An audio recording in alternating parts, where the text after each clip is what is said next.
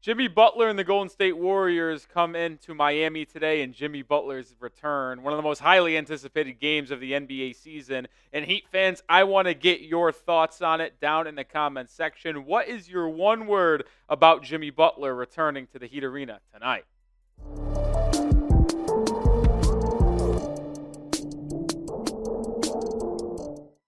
It certainly is going to be an intriguing one tonight at the Kaseya Center when the Heat host the Warriors, who have just been on a tear since acquiring Jimmy Butler at the NBA trade deadline. And for the Miami Heat, it's been the exact opposite. They've been one of the worst teams in all of basketball since that trade. You see their records; they are inverse. The Warriors coming into this game 41-30, the Heat 30-41 after finally snapping that 10-game losing streak on Sunday afternoon against the Charlotte Hornets. And I mentioned it off the top. This is as highly anticipated of a Heat regular season game as I could possibly remember. I think I've said that twice about this season now. Jimmy Butler's initial return after his first suspension late December, and then this one right here. I mean, you have one of the best players in Miami history coming back to the arena after playing here for 5.5 seasons. And you might think that I'm crazy, but I'll consistently say it. I think Jimmy Butler's the third best player in Miami Heat history, just trailing D Wade and LeBron James. That's how successful of a tenure Jimmy Butler had in the 305. And I know this might rattle some cages in the comments section, but it is being reported that the Heat will provide a Jimmy Butler tribute video tomorrow before the game when they announce the starting lineups, or right before, or maybe in the first quarter. I forget how the Heat do it. I would do it before the game. I don't like when they do that tribute stuff in the first quarter or anything like that, but there will be a video, and I think it's the right move. I don't care. I know a lot of people that are Heat fans are in the chat are feeling very negative about Jimmy Butler and how the way this was handled near the end. And I turned on Jimmy slightly. Like, I still support him. I still want him to get a championship because he gave it his all in those playoff runs for the Miami Heat. But ultimately, they just came up short. And this Heat front office didn't do enough to surround Jimmy, to surround Bam with talent to win an NBA championship. So I know why each side feels the way they do. But with how well Jimmy was performing in the playoffs and how successful that tenure was, the tribute video should absolutely be happening. And coming up in just a second, Jimmy Butler spoke to media before his return to the 305, and I wanted to share some quotes, share my reaction, then maybe talk a little bit about the game at the end of today's video before the game tonight. So stay tuned for that. And make sure you're subscribed as well, because I will be live for Heat vs. Warriors. Make sure you join me. It will be a very fun stream tonight. I'll be live 15 minutes before scheduled tip-off at 7:30, so 7:15 Eastern Time, 6:15 Central Time. Subscribe and join because it's going to be one hell of a watch party. Let's get into what Jimmy Butler now said about the Miami Heat. Spoke about the end of his tenure, about the runs that he made, and how he's feeling going into this game. And we'll start with the runs part of this because he was asked about if he feels good, and he said, we were all right. We didn't win nothing like we were supposed to, so I don't know. We made some cool runs. We had some fun. I think that's all we did. And some fans got upset about this on Twitter, but the truth is, I completely agree with Jimmy Butler. And that's the thing that I've always respected about Jimmy to the highest degree, and it's why he was one of my favorite Heat players of all time. It's because he truly believes it's championship or bust. And that's how everybody should feel. I don't care if you put up great stats. And I don't want to name names, but I think there are players inside the association that only want to collect paychecks, put up stats, feel good about themselves. They don't care about contributing to winning. But to Jimmy Butler, statistics does not matter. As long as the end result is that the Heat have a higher score total than their opponent on a given night, Jimmy Butler is going to be happy. And that is what made me happy, is because at the bottom line, all I care about is winning. Now, sometimes I got frustrated with Jimmy's lack of attention and effort on the offensive end, but you cannot question that all he wants to do is win. And now he went to go talk about the end of his Heat tenure as well in an article with Anthony Slater. And he says, you can't control grown men in this line of work. You can try, but I'm going to do what I want to do. I'm going to show up, I'm going to compete, and I'm going to help us win. So you can be mad. You can paint a picture that is not entirely true. I don't even need to get into that. They know what they're doing. You've got to paint somebody to be the bad guy. I'll take being a bad guy. Makes no difference. I'm here now. I'm competing at a high level, and I'm helping the Golden State Warriors win. They want me here. Hell, I'm cool with being a bad guy over there. And then that's not the first time that he's mentioned that bad guy and getting painted in a different uh, light, if you will, because on Monday afternoon in the shoot around and the practice before they played the Heat, he was talking to Heat reporters and he said that I'm always painted as the bad guy. Everywhere I've been, I'm always the problem. And listen, I have a lot of thoughts about this. Is to me, when you read that quote, when you read this little quote from Jimmy Butler as well, I think you can tell that Jimmy's upset at how everything went down. I've seen other people talk about this as well.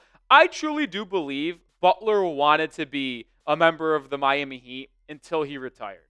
But then Pat Riley did not give him a contract extension and went on the platform that he did following the end of last season and basically tried to put Jimmy in his place, saying that if you're not on the basketball court, shut up. And that was referring to when Jimmy was videoed drunk at a party, or I assume drunk. I had drinks in his hands. I kind of was alluded to that point. And he said that if he was on the court, the Knicks and Sixers and the Celtics would be put home. And then obviously Pat Riley didn't feel that way. Now, with that all being said, Jimmy Butler does have a track record in this situation. Things ended in Chicago. We get traded to Minnesota. We know the Timberwolves situation. Then he goes to Philadelphia. We know how that ended with his not good feelings between them and the organization. And then obviously how things ended this season with the Miami Heat. So I think both people are at fault here. Jimmy Butler, Pat Riley. But Jimmy does have a track record in terms of creating issues at the end of these places. I don't think it's always Jimmy, but I also don't think Jimmy is completely innocent in any of these situations as well. And we're going to talk about the actual game coming up in here in just a second, but we are sponsored by Prize Picks, the #1 daily fantasy sports platform that I use. All you do is pick more or less on 2 or more player stat projections for a chance to win up to 1,000 times your cash. You can play daily, you can play season long, you could go basketball, you go baseball, you can make a play for the game between Miami and Golden State today. But springtime is here and baseball season is officially underway this week. Don't miss your chance to add your favorite players from the diamond in your Prize Picks lineup, whether it's strikeouts, RBI, or first inning runs. Take your pick of more or less for a shot to win up to 1,000 times your cash today. You can also match player projections from different sports. Combine your favorite baseball players with basketball, hockey, esports, and much more. Speaking of baseball, I have an entry for a season-long total. I've flashed it quite a bit. I feel pretty good about it. More than Paul Skeens' 215.5 pitcher strikeouts, more than Tarek Skubal, 204.5 pitcher strikeouts, and then more than Jarren Duran, 17.5 home runs. Just one example of how you can play baseball. They also have weekly promotions like Taco Tuesday, which discounts select player projections up to 25%, provide even more value for your lineups. Make sure you download the app today and use code CLNS to get $50 instantly after you play your first $5 lineup. One more time, download the app today and use code CLNS to get $50 instantly after you play your first $5 lineup. Prize Picks, run your game. I'll tell you what, folks. We are officially 12 hours, less than 12 hours away from the Heat game tonight. I cannot wait. I said it earlier. This is one of the most highly anticipated regular season games that I've ever seen. And if I'm going to be honest, this is probably the game that I will be the most excited for the rest of the season. Even if the Heat are in the play-in, which they likely be. Even if the Heat somehow make a playoff series. I don't think I'll be more excited for a game the rest of the way than this one right here. Because I can't wait for the storylines. I cannot wait for the matchups. And when you look at the two starting lineups, there are so many different storylines that could be so interesting. Steph Curry's questionable for this game. We'll see if he ultimately plays. But say he does, and the Warriors go with the starting lineup that they've been doing. Who guards who here? Because I could see Miami putting Andrew Wiggins on Jimmy Butler, who obviously was the main player coming back to Miami storyline. But I could also see Andrew Wiggins getting put on Steph Curry because he could guard guards. Because then Hero would go on Podziemski or Moses Moody. Duncan Robinson would go on Podziemski. Kalal Ware on Draymond Green, which then would set up a Bam Adebayo, Jimmy Butler matchup. And could you not imagine how fun that would be? Not only Jimmy guarding Bam, but Bam guarding Jimmy. Each of those two, the 1-2 duo for the Miami Heat over the past 5.5 seasons, which led them to NBA Finals series. It would be just absolutely cinema to watch. It would be so entertaining because Jimmy knows everything Bam wants to do on the offensive end, and Bam, at the top 5 defender that he is, knows what Jimmy wants to do offensively. I think both sides are playing a little coy here, which I would anticipate that being the case. The Heat and Tyler Hero said, this is just any other game. We got our own issues to figure out after losing one of our last 11 games. This is just another game that we have to go out and go win. The Warriors and Jimmy Butler says it's just another game. That's a lie. These two teams are going to be fired up. This is going to be a playoff type feel. Jimmy wants to win. He wants to come back into the building and beat Pat Riley's Miami Heat. You know, Heat players that felt disrespected from Jimmy Butler and the way he handled the end of that situation want to beat the Warriors and take down Jimmy. It's just going to be an absolute awesome sight to see.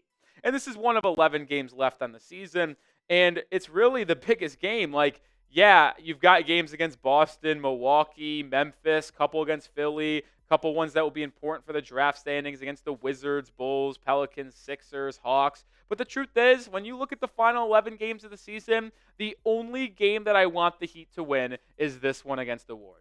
I've been very open about how I want the Heat to continue to lose, finish inside the top 8, which would give them a 26% chance in the lottery at a top 4 pick and a 6% chance to win the number 1 overall pick and potentially land Cooper Flagg, which would change this organization's future around in an instant. But I want to take down Jimmy. Not because I hate Jimmy, but because I think it would be fun. And I want to take down the Warriors. I think it would be a really cool win for the Miami Heat after this tumultuous season, which got all started because Jimmy Butler's antics. All right, let me know your score predictions. Drop them down in the comment section. Who wins? What's going to be the score? Let me know your thoughts down below. I want to see what the Heat fans have to say before the game gets tipped off tonight. Although I want the Heat to win desperately, I am not going to try to act like I am optimistic or I got my opinions on this team changed because they were able to beat one of the worst teams in basketball in the Charlotte Hornets at home. The Warriors, I think, are going to win this game. I go 111-103. I think it's going to be a close game throughout. I think tempers are going to be high. The emotions are going to be high. It's going to be very fun to see. I wonder if we get any trash talk between Jimmy and some of these Heat players or if it's going to be all love. But either way, I think the Warriors ultimately win. They're the better team, the more talented team. They're playing better. The Heat are not. I think they ultimately win. But we'll see how it unfolds tonight on the channel. So make sure you subscribe. Make sure you join us. It's going to be a ton of fun. Heat, Warriors, Jimmy, return, Adebayo. It's going to be absolutely awesome to see. So hit that sub button. Join us. Remember, 7:15 p.m. Eastern Time, 6:15 p.m. Central Time is when we're going live.